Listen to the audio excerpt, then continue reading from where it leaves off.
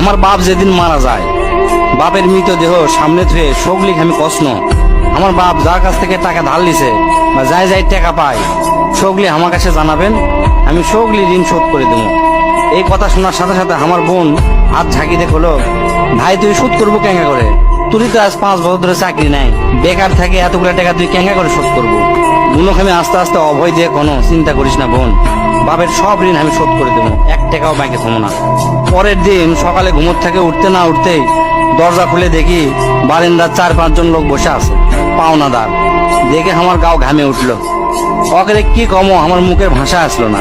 রাতটা ঠিক মতো পার হবার দেয়নি, আসে হাজির।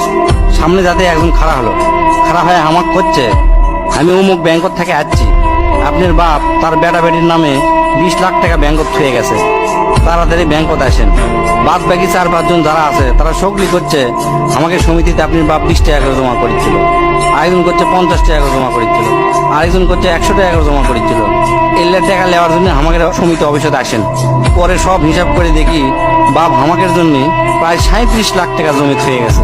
টাকাগুলা হিসাব করতে করতে আমার একদিন রাতের কথা মনে পড়ে গেল। ওই রাতে আমি আমার বাপক কষ্ণ, আপনি ক্যাঙ্কা বাপ, আমাকে ভবিষ্যতে আপনি কোন চিন্তা আছে? আপনি লাগাতে বাপ আমাকে দরকার নাই, কোনো টাকা পয়সাই দেন না আমাকেও, আমরা চলমো ক্যাঙ্কা করে। বাপ তখন মুচকি হাসে কষলো, আমি আমার সাধ্য মতোই চেষ্টা করেছি, সময় হলে সব বুঝতে পারবো। সেই দিন ওই বাপের মুচকি হাসে আমি বুঝতে পারিনি। সেই দিন রাত ঠিকই আছে, কিন্তু বাপটা আমার নাই।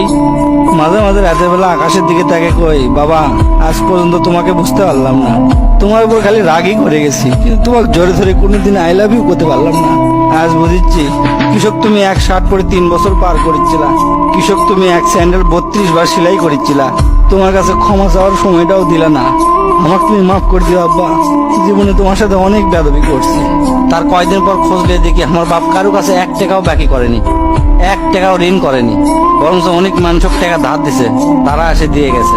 তাই তোর হাত পাও ধরে কই, দোস্তরা তোকে বাপ অনেকেই বেঁচে আছে, বাপের সাথে কোনোদিন বেয়াদবি করবো না। বাপ যে কি ভালোবাসে এখন বুঝবো না, পরে বুঝবো দোস্তরা।